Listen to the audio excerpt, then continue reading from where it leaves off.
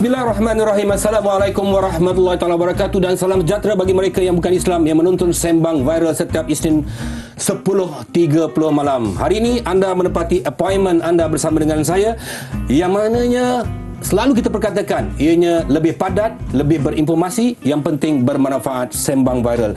Dan minggu lepas kita tengok ada satu perkara yang viral, sebuah madrasah dikatakan ada kekerasan, ada buat itu, ada buat ini, sampaikan viral satu Malaysia. Tapi bila diselidik, bila disiasat, pihak polis mengatakan tidak. Jadi minggu ni yang ada bersama dengan saya ni, kita dengan seorang daripada AADK, Puan Hafidah binti Muhammad alias Maksum, Ketua Penolong Pengarah Dasar, Bahagian Dasar Perancangan dan Penyelidikan Agensi Anti Dadah Kebangsaan. Okey, hari ini kita nak bincang pasal pusat pemulihan, rehab center. Adakah benda ni perlu ada ataupun perlu tak ada? Okay. Jadi ini yang kita nak bincang, sama ada relevan atau tidak pusat pemulihan swasta ni ataupun tak perlu ada. Jadi okey, fungsi sebuah pusat pemulihan di bawah Agensi Anti Dadah Kebangsaan, apa fungsi dia, Puan? Pusat pemulihan di bawah AADK ni adalah pusat untuk kediaman merawat pulih penagih dadah. Jadi semua klien yang dimasukkan ke pusat pemulihan dadah dipanggil Puspen di AADK ni mesti disahkan sebagai seorang penagih oleh pakar perubatan. Selagi tidak disahkan sebagai penagih, kita tidak akan merawat dalam pusat pemulihan lah. Rawatan secara mandatory melalui mahkamah ataupun yang mungkin yang ramai yang tak tahu, secara sukarela dan percuma. Kita menawarkan ada 30 pusat pemulihan seluruh negara dan sekarang ni ada 8,000 orang lah klien kita dalam pusat pemulihan. Bukan saja tu. Oh, klien klien. Kita panggil sebab kita nak mengurangkan stigma. Okey, Puan, kita bukan berdua saja. Okay. Kan orang tengok tak manis. Kita berdua kat tempat-tempat macam ni kan. Kan viral pula kan. Jadi kita panggil seorang lagi yang akan bersama dengan kita. Kita tengok video dia. Siapa orang akan bersama. Saya rasa saya kenal dia ni. Muhammad Izzat Daniel Abdullah mempunyai pengalaman 3 tahun sebagai penghuni di Sekolah Henry Gurney, Teluk Mas, Melaka. Jika kejayaan yang kita cari, usaha itu perlu diteruskan. Sebab kejayaan tidak akan datang dengan mudah. Bila kita usaha dan terus, insya-Allah Allah akan hadirkan sebuah kejayaan. Izzat Daniel, 23 tahun, bekas student, mahasiswa Henry Gurney. Okey, Pak. Kat situ kau berjaya kan? Berjaya. Dan terima kasih Izzat sudi bersama dengan saya untuk Sembang Viral kali ini. Dapat kita bincang-bincangkan bagaimana anda duduk kat dalam tu, bagaimana pemulihan dia, dan alhamdulillah dah jadi manusia. Dan kau ni Daniel, apa hal kau masuk kat dalam Henry Gurney tu? Saya pada awal saya terlibat dengan dadah umur 12 tahun. Masa kau kena dadah ni, okey, macam mana penerimaan keluarga kau masa tu? Yalah, rakan-rakan, adakah dia orang ni dia mengharapkan kau berubah ke, ataupun dia orang terus biarkan kau? 12 tahun ni. 12 tahun. Okey, baik. Umur 14 tahun baru keluarga saya tahu. Sebab umur 14 tahun saya dah berpindah ke metamfetamin, batu, kalau bahasa kampung batu lah, dengan ubat morfin. Okay, start situ saya punya fizikal dah memang macam seorang penagih lah. Kalau tengok dulu memang kurus. Lepas tu keluarga dia tak terus buang saya, tapi yang buang saya kawan-kawan lah. Kawan-kawan bukan dia buang, dia macam tak nak dia terjebak sekali. So dia bawa dia jauh-jauh. Keluarga bila dia tahu, dia memang harapkan saya berubah. Tapi dia sayangkan anak dia tak report. Ayah saya tak report. Dia just bagi nasihat, kalau saya nak duit dia tetap kena bagi. Sebab kalau tak bagi, kalau tak dia tak bagi duit, saya mengamuk. Kau mengamuk? Mengamuk. Okey, pusat pemulihan ni boleh menyumbang kepada pembangunan insan yang lebih baik? Dah tentu. Matlamat akhir kita nak membentuk seorang penagih itu untuk kembali pulih. Dan kalau dengar cerita Izzat tadi, memang susah kan nak berhenti. Kena melalui proses kepulihan tu panjang dan bukan jangka masa yang singkat. Dan di akhirnya dia boleh kembali berfungsi lah. Kalau dia sebagai seorang suami, dia boleh bekerja, bersara anak-anak. Kalau dia sebagai seorang anak, dia boleh berbakti pada ibu bapa, menyumbang balik dalam komuniti. Ini salah satu cara sumbangan lah kepada komuniti. Okey, Puan. Okey, saya nak tanya, apa di antara sebab utama orang terjebak dengan dadah? Mungkin ada kajian daripada AADK. Dalam dapatan kita yang terkini, mendapat bekalan dadah daripada kawan, meningkatkan faktor dia terlibat untuk hisap tu 8 kali ganda. Itu nombor 1. Maksudnya kalau macam cerita Izzat tadi, dia dapat bekalan dari kawan atau bercampur dengan rakan yang negatif, 8 kali ganda dia akan berisiko terlibat dengan dadah. Okey, nombor 2, tahap kesihatan mental dia. Kesihatan mental dia terjejas. Tak dapat cara macam mana dia nak atasi masalah tu. So kalau dia dalam keadaan tu 2 kali ganda dia akan terlibat dengan dadah. Dan satu lagi pengaruh persekitaran keluarga. Okey, Izzat. Engkau isap makan pi kuda 2 tahun. 2 tahun. Lepas tu macam mana kau boleh masuk MB Geni? Saya kena tangkap sebab buat kes jenayah. Jadi semua jenayah tu berpunca daripada dadah. Kau buat apa? Saya pecah rumah. Seksyen 457. Umur kau berapa masa tu? 17 tu. 17 kau dah pecah rumah dah. Tapi engkau melihat MB Geni tu masa tu engkau fikir yang kau nampak macam tu, tapi akhirnya apa kebaikan dia berikan sampai engkau jadi macam sekarang ni? Jadi MB Geni ni bagi saya banyaklah mengajar saya untuk menjadi seorang manusia yang berguna kan. Jadi kat MB Geni ni tadi persepsi saya memang kepada yang negatif. Jadi ada juga yang positif kat dalam tu. Contohnya dididik dengan agama, dididik dengan disiplin. Jadi itu yang menjadikan saya seorang manusia. Dengan agama, dengan disiplin tadi kan. Kalau kita dengar lah, kalau Datuk sendiri dengar yang digini tempat-tempat budak jahat kan, dia didik guna kekerasan, tapi kekerasan tu tidak sampai mendera tu, untuk cukup didik menjadi seorang insan. Okey, kita nak berehat sekejap. Ada banyak lagi cerita dan dengan engkau, itu baru sikit engkau buka. Mungkin puan juga saya nak tahu. Di antara pusat pemulihan di bawah kerajaan dan juga pusat pemulihan MB Geni ni bawah kerajaan? Dia bawah kerajaan Jabatan Penjara Malaysia. Okey, kenapa dua ni berbeza? Kenapa dua ni berbeza? Kita kembali selepas ini. Tak tidur, saya nampak macam-macam. Saya dengar macam polis nak kejar saya macam gila seorang-seorang. Saya minta maaf cakap, saya kategorikan dadah ni membawa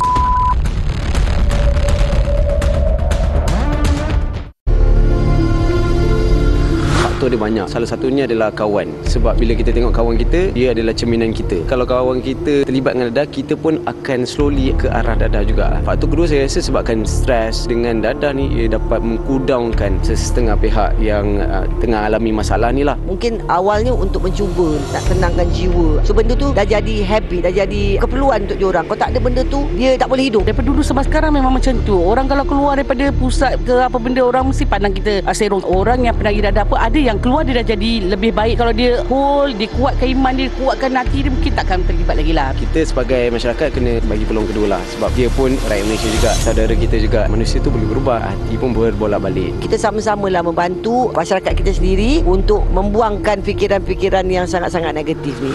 Welcome back to Sembang Viral. Bagi mereka yang tak ada keluarga yang terbabit dengan dadah, mungkin rasa apa yang kita bincang hari ini macam tak ada benda. Tapi bagi mereka yang ada keluarga yang terbabit dengan dadah, mereka dapat merasai. Tetapi apa yang saya nak kita kongsikan dengan anda yang sedang menonton ni, supaya kita berhati-hati kerana dadah ini tidak mengenal mangsa.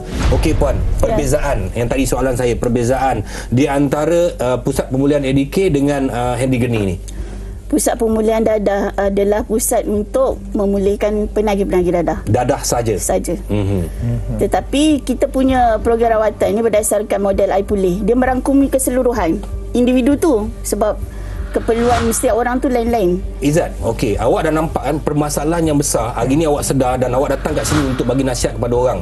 Boleh tak puan ataupun Izzat, saya minta maaf cakap, saya kategorikan dadah ni membawa. Boleh. Bagi saya memang sebab saya sendiri yang dah hisap dadah tu kan. Jadi saya dah alami, bila kita tengok bila hisap dadah ni, dia akan jadi macam tak seperti orang normal.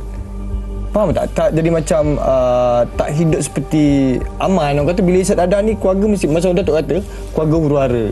Jadi dah ramai dah orang hisap dadah ni dah mati tu.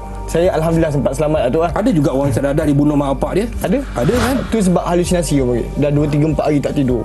2-3-4 hari saya tak tidur. Saya nampak macam-macam. Saya dengar macam polis nak kejar saya macam gila seorang-seorang dalam bilik waktu tu. Jadi dengar nampak macam hantu lah. Tapi itu semua halusinasi, benda yang tak nampak di realiti.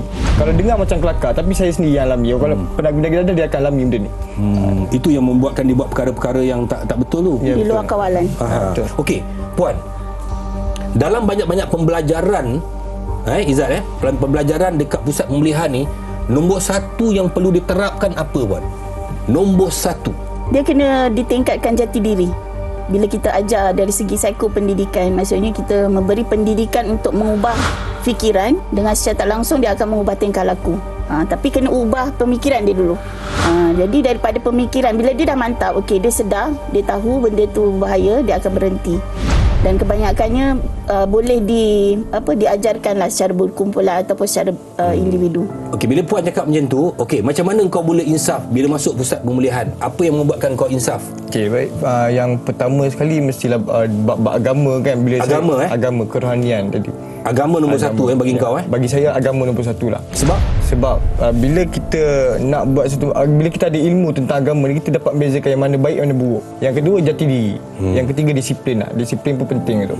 Apa yang kau harungi kat dalam Henry Geni tu? Dekat Henry Geni dia macam banyak kemahiran. Jadi saya ambil unit akademik tu. Unit akademik. Untuk ambil SPM balik lah. Ambil SPM kat dalam Henry Geni tu. Jadi itu sebab kau saya ambil SPM dalam akademik? Ya, dalam Henry Geni tu. Saya ambil kat situ lah baru saya dapat belajar balik. Kalau sebelum ni kena buang 7 buah sekolah tu. Okey, tadi balik pada akademik. Engkau dah 7 kali kena buang sekolah. Kenapa tiba-tiba kau nak ambil SPM? Sebab saya ada matlamat saya tu. Bila saya bebas, saya nak balik dengan satu kejayaan, kebahagiaan untuk keluarga. Kalau sebelum ni saya tengok air mata mak bapak dengan air mata kesedihan kan. Jadi kat dalam tu saya kadang-kadang terfikir nak something untuk mak bapak bahagia. Saya cek balik apa yang mak saya nak. Kalau tengok daripada kecil mak saya hantar saya sekolah. Walaupun saya dah kena buang sekolah waktu sekolah menengah, mak saya tetap hantar saya ke sekolah. Dia nak saya belajar. Jadi kat dalam tu saya rasa macam nak belajar. Dengan datanya sendiri. Nak belajar jadi saya belajar. Kau lulus ke? Alhamdulillah tu. Dapat 5A SPM. Wah, hebatnya. Aku pun tak ada A. Kau 5A? 5A tu. Kira kau pelajar baik lah dalam tu? Dapat anugerah pelajar cemerlang tahun 2019. Pelajar cemerlang? Ya. Itu pandangan kau, pandangan Puan, pandangan saya yang kita kongsikan dengan penonton-penonton di luar sana supaya menjadi iktibar yang begitu besar dalam kehidupan kita. Dan kita ada seorang ustaz yang akan bersama dengan kita beri pandangan dia pula. Cuba kita tengok. Saya bukan pakar agama. Tapi kita tengok ustaz cakap apa pula.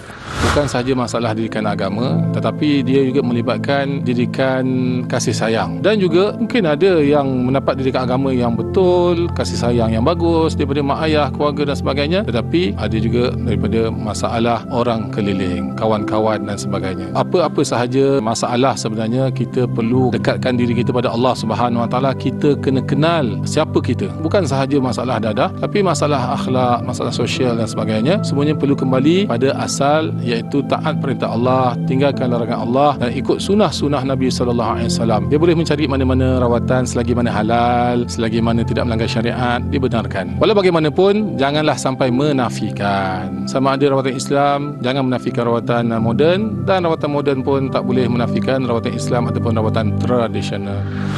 Alhamdulillah, itu pandangan Ustaz yang memberikan banyak pengajaran kepada kita macam mana kita harus mengharungi kehidupan kita. Agama tu penting. Jadi kalau tak ada agama, kita tidak akan ada haluan. Macam ialah kita orang Islam, kalau tak ada Al-Quran nak pandukan kepada mana? Memang itulah panduan yang paling hebat. Puan, di pusat pemulihan dadah, macam mana, berapa persen agama tu diterapkan dalam pemulihan? Dia jadi salah satu komponen utamalah. Maksudnya ada 9 aktiviti yang kita jalankan, dan panggil pendidikan psikospiritual ni adalah salah satu perkara yang diamalkan daripada bangun tidur sampai ditidur balik. So ikut jadual, dijadualkan. Kalau untuk yang beragama Islam lah, dengan solat-solat sunat dan juga solat-solat berjemaah. Dan ada aktiviti-aktiviti lain juga untuk yang bukan beragama Islam. Bukan agama Islam tu macam mana pula? Kita adakan aktiviti kelas. Habis kalau dia nak semayang, cara dia orang? Panggil guru dari luar lah, yang akan mengendalikan sesi-sesi mengikut agama kepercayaan masing-masing. Okey, Puan, orang nak jaga orang isap dadah ni bukan senang. Betul. Okey, kalau kita cakap, adik janganlah isap dadah lagi, memang duduk sini rasa-rasa tak jadi kot. Ada gunakan kekerasan. Kekerasan tu mesti ada ataupun tidak? Dia sebenarnya ketegasan. Puan nak sindong pula. Betul lah tu. Kan? Kekerasan ni macam penderaan. Kita pun tak benarkan. Ketegasan. Peraturan. Mengikut peraturan yang kita tetapkan. Sebab setiap kali klien masuk, kita akan taklimatkan dia. Okay, peraturan di pusat pemulihan ni, kau kena faham 1, 2, 3. Apa yang boleh, apa yang tak boleh. Kalau degil tu tak makan penampar ke, Puan? kita hukum. Setiap kali kesalahan tu berlaku, sebab itulah kita nak elakkan perkara-perkara yang macam-macam ni.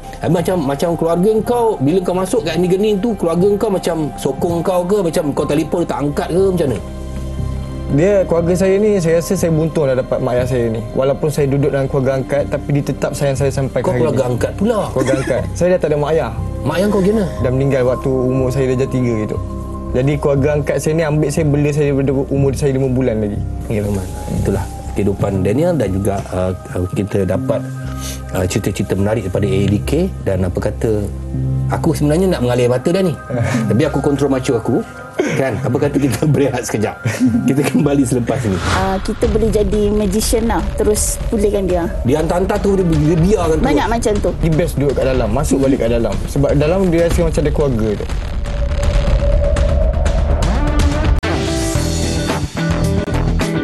Welcome back. Sembang viral. Okey.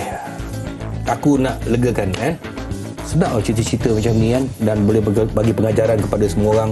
Dan kalau kita sembang-sembang kat sini pun tak minta soalan-soalan daripada netizen pun tak best juga. Tapi netizen kita ni, dia bertanya apa soalan pun, dia nanti dia hantar ke IG TV9, tak semestinya pasal topik hari ni. So sekarang kita dengar apa soalan-soalan dia.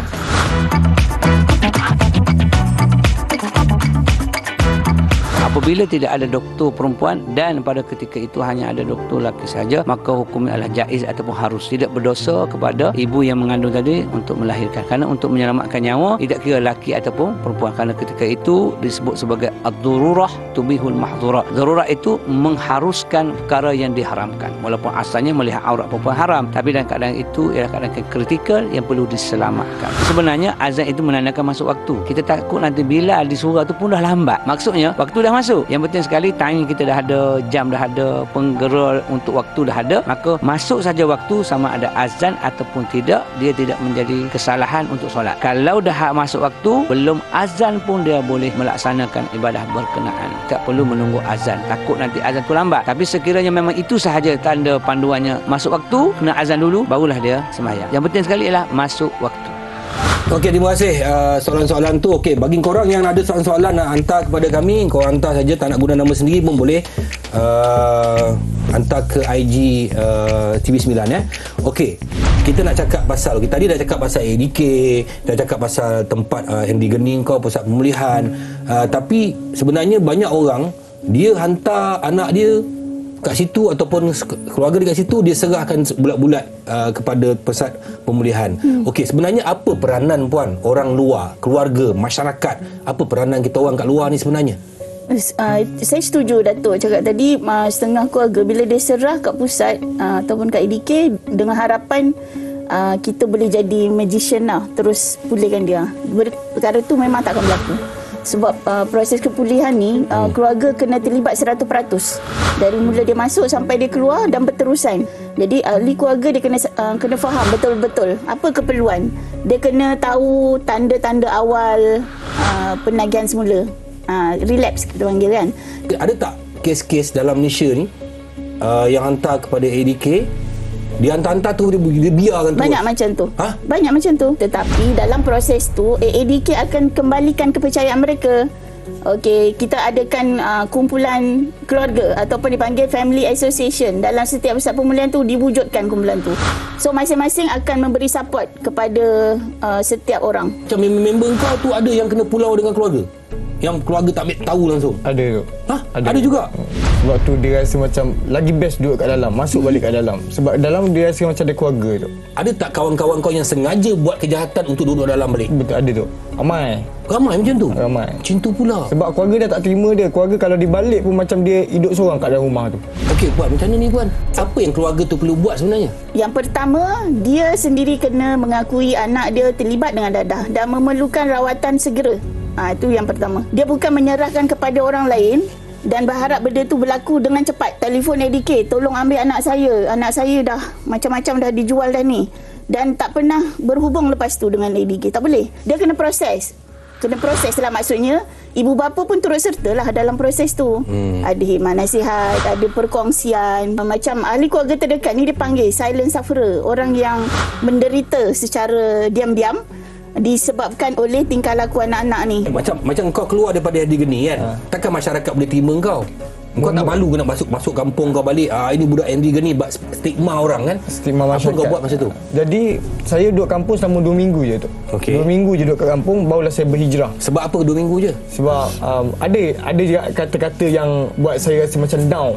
Jadi macam kata-kata kesat lah kan, sampah lah, sampah masyarakat kan. Ada juga, ada dengan macam tu je lah. Kita buat pusat pemulihan ni, buat rawatan, tapi masyarakat kat luar tak terima. Macam mana? Dia macam kadang-kadang kan, kita, sorry lah Izzat, macam bila kita berhadapan dengan klien ni, dia orang rasa seperti masyarakat tu sentiasa akan berfikiran negatif. Sebenarnya kadang-kadang terbit daripada rasa rendah diri. Stigma tu memang akan wujud di mana-mana. Kita tak akan dapat mengelakkan situasi ataupun keadaan yang tak ada stigma terhadap penagih ataupun pelaku. So, yang kekuatan diri tu yang penting, maksudnya. Okey, Zat. Tapi itulah kehidupan, Zat. Okey. Hari ni saya nak awak cerita pada kawan-kawan dekat luar sana. Apa nasihat awak supaya jangan sekali-sekali terbabit dengan dadah? Dia, kalau nasihat ni saya ada satu je kata-kata yang saya selalu pegang tu. Jika kegagalan yang kita cari, itulah yang kita akan jumpa pada masa depan. Tapi jika kejayaan yang kita cari, usaha perlu diteruskan. Tiada benda bulat yang datang bergolek, tiada benda nipis yang datang melayang. Okay, kita tengok apa yang mak dan ayah Izzat cakap tentang Izzat. Silakan. Harapan saya mana dia boleh kekalkan perubahan tu kan, dan ulangilah kesilapan yang sama pada masa yang lepas. Mana yang lepas tu biar lepas kan, jangan salah langkah. Sebab dadah memang kena berhati-hati, tak boleh benda alpa kan. Mana sentiasa kena dekat dengan Tuhan, sentiasa istiqamah dengan perubahan yang baik. Jadi saya haraplah dia boleh berjaya dan terus boleh bantu ramai orang untuk buat perubahan. Buat lagi benda yang lama semoga dia jadi budak yang baik dan terus berusaha pimpin anak-anak yang lain semoga berjaya. Macam rasa bersyukur sangat-sangatnya Izzat mudah berjaya macam ni. Doa seorang ayah, walaupun itu bukan ayah dan ibu yang sedarah sedaging, tetapi merekalah yang telah membesarkan Izzat. Sayangnya mak dan ayah ni hanya Allah saja yang tahu. Mungkin awak tak tahu bila awak berpisah dengan mereka, macam mana mereka mengangkat tangan mendoakan. Dan ini salah satu benda yang paling kuat dalam kehidupan kita, tuan-tuan dan puan-puan. Apabila kita mengangkat tangan sebagai seorang ibu dan ayah, kita mengangkat tangan mohon doa kepada Allah Subhanahu Wa Taala supaya kita melindungi keluarga kita. Itu perkara yang pertama yang harus kita buat. Lagi banyak kita mengingati kepada Allah, Allah akan mengingati kita lebih banyak daripada itu, insya-Allah. Okey, puan. 3 sebab jangan kita terbabit dengan gejala sosial dan juga dadah. Masalah dadah ni akan menyebabkan porak-peranda dalam keluarga, merosakkan diri sendiri dan juga kesihatan. Dan yang ketiga, kesan kepada keseluruhan negara lah, maksudnya kerugian kepada masyarakat. Baik. Zat? 3 sebab. First sekali, dah tentu merosakkan diri tu. Yang kedua, dia akan melibatkan orang lain, melibatkan keluarga kita. Yang ketiga, tak ada apa pun yang seronok dengan dadah ni. Tak ada apa pun yang best lah tentang dadah ni. Semua merosakkan diri kita. Lebih banyak memberi penjelasan Datuk lebih baiklah untuk masyarakat sebenarnya. Jangan kita melabel penagih dadah ni adalah pesakit. Jadi perlu dirawat dan sebagainya. Kita jangan melabel. Memanglah kesan dia tu memudaratkan. So, apa yang kita bincang hari ini supaya menjadi satu motivasi kepada semua yang menonton, dan kita banyak berdoa supaya penagihan dadah, penyeludupan dadah, masalah sosial dapat kita hindarkan dalam negara kita untuk jadikan negara kita negara yang terbaik di masa akan datang. Anda orang-orang muda, kami perlukan anda. Jadi jauhilah masalah sosial dan juga masalah dadah. Assalamualaikum warahmatullahi wabarakatuh. Salam sejahtera bagi mereka yang bukan Islam yang menonton Sembang Viral setiap Isnin 10.30 malam. Jumpa lagi.